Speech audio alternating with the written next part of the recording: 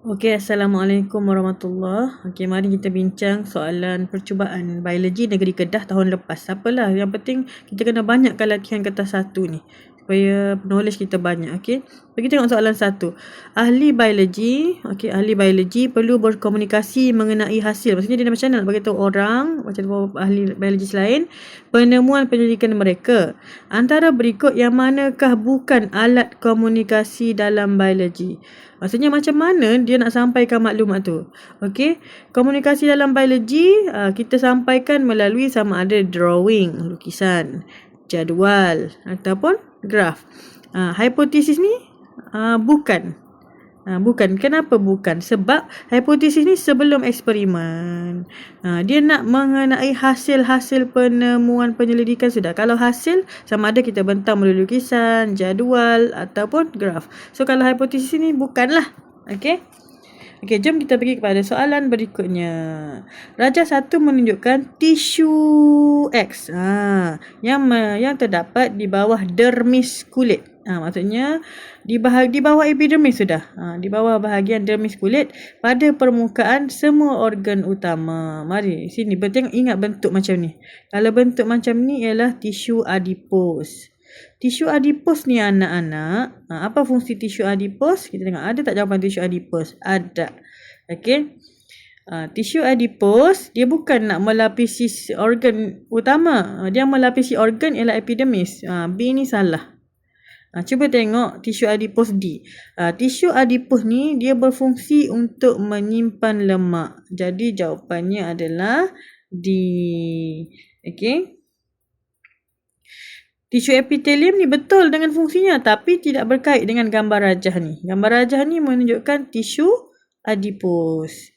Okey, jom pergi kepada soalan 3. Rajah 2 menunjukkan struktur membran plasma yang dijumpai dalam semua sel. Maksudnya semua ni lah gambar rajah membran plasma. Okey, jadi soalannya ialah apakah P? Cikgu tahu ni, kalau lain kali kan bila kita belajar gunakan objektif, label ni, ini apa? Ini fosfolipid. Walaupun soalan tak tanya. Awak kalau print, awak tolong labelkan siap-siap. Okay, yang ni disebabkan channel ni, awak nampak tak channel dia tu? Ni, bahagian ni nampak lurus je macam tu. Maksudnya ini ialah protein liang. While this one, dia channel dia bentuk macam tu. Sama ada dia boleh macam ni. Maksudnya dia sedang terbuka di bahagian bawah, tertutup di bahagian atas ni. Maka ini ialah protein pembawa. Okey. Bukan fosfolipid lah. Bukan juga kolesterol. So kena recall. Nanti kalau kolesterol macam mana? Okey, buka buku terus recall macam mana rupa kolesterol. Lain kali kalau jawab tahu sudah. Okey. Okey, kalau kita tengok ni pun kita tahu bahawa ini ialah eritrosit. Eritrosit ialah nama bagi sel darah merah. Okey, kalau kita sebut nama biasanya sel darah merah lah, tapi nama biologinya ialah eritrosit. Lagi satu, kalaupun dia tak bagi tahu ini eritrosit, kita tahu ni berdasarkan bentuk dui cekung ni. Hanya sel darah merah yang mempunyai bentuk dui cekung. Dan awak nampak ni dia sedang berlaku burst ataupun dia sedang pecah.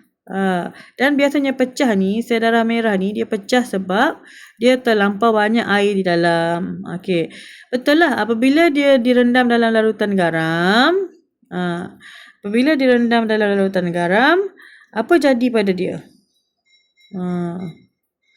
Dia jadi, maksudnya di dalam sel ni, di dalam sel ni keupayaan air rendah. Okey. Keupayaan zat terlarut ataupun garam tu adalah tinggi. So, awak kena ingat, kita fokus kepada air. Kalau asalnya keupayaan air di sini rendah, maka molekul air di luar akan meresap masuk ke dalam sel ni. So, bila molekul air meresap masuk ke dalam sel, boleh menyebabkan kalau dia tidak ada dinding sel kan, eritrosit tiada dinding sel kan, sel haiwan. Jadi boleh menyebabkan eritrosit itu pecah. Mari kita tengok jawapan dia. A. Molekul air meresap keluar. Salah. Dia molekul air meresap masuk. Okey, yang kedua, molekul air meresap keluar lagi pun salah. Okey, C, kita tengok C. Molekul air meresap masuk ke dalam sel. Ni betul sudah ni. Okey, menyebabkan sel pecah. So ada kemungkinan besar jawapan dia C. Apapun kita tengok. D. Molekul air meresap masuk ke dalam eritrosit menyebabkan saiz meningkat. Ini betul. Tetapi tidak berkait dengan stimulus yang diberi ni. Bukan tidak berkait lah. Tidak menunjukkan stimulus. Sebab dia tanya mengenai yang dalam gambar rajah ni. Dalam gambar rajah ni bukan sekadar saiz dia meningkat. Dia sudah pecah. Jadi jawapannya ialah C. Okay. Jom kita tengok soalan yang kelima. Cikgu cuba buat cepat-cepat supaya apa tu? Ni.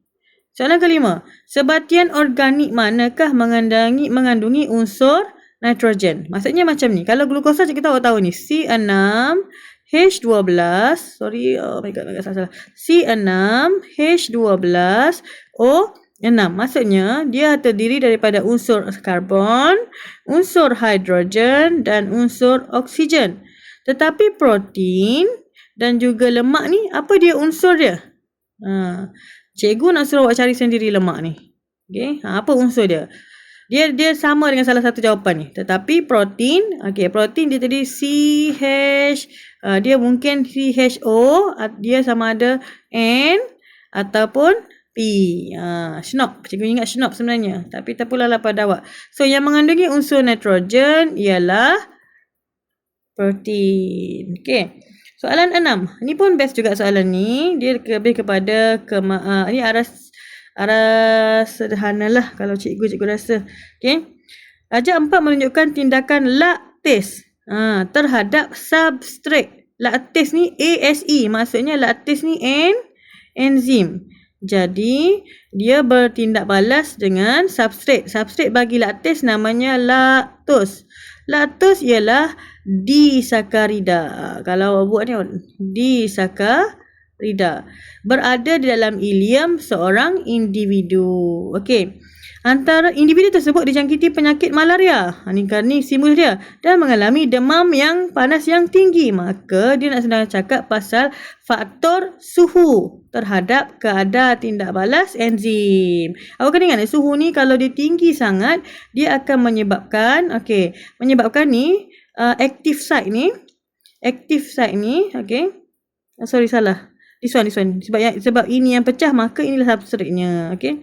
Active site enzim ni akan berubah bentuk. Sebab suhu tinggi sangat. Maksudnya kalau bentuk asal dia macam ni, okay, tiba-tiba disebabkan suhu dia boleh jadi bentuk macam ni. So dia tak boleh berpadanan lagi. Okay, jom kita tengok pilihan jawapannya. Antara berikut manakah merupakan kesan daripada jangkitan penyakit tu? Berdasarkan suhu ni lah. Okay. Yang pertama dia cakap kurang glukosa dan galaktosa dihasilkan. Betulkah?